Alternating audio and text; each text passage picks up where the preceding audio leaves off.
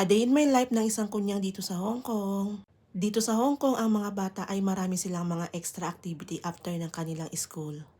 Dahil may pasok nga si amo, ako muna ang maghahatid.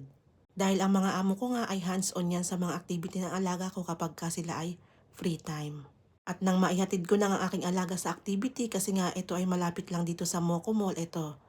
Napatingin muna tayo kasi nga marami na namang sale. O diba yung mga sale talaga nakakabudol yan. Pero syempre, for the sukat lang tayo.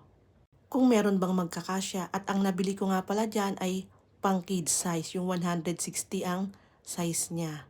At after na nga ng activity ng alaga ko, dahil kami nga lang dalawa ang magdi-dinner ay nag-early dinner na kami, umabot pa kami sa tea time.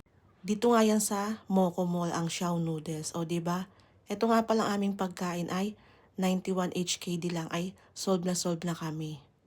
Complete meal na, meron pa siyang drinks. Basta kung ano yung gusto ng alaga ko ay syempre, mapapa-noodles ka na rin. Kasi nga, yun talaga yung gusto niyang kainin. Alangan naman ng mag-choice pa tayo, di ba? Syempre, paminsan-minsan lang naman yan. Kasama na nga rin pala ito sa 91 HKD na binayaran namin. Kung mapadpad nga kayo dito, ayan yung restaurant na yan, Chinese Xiao Noodles.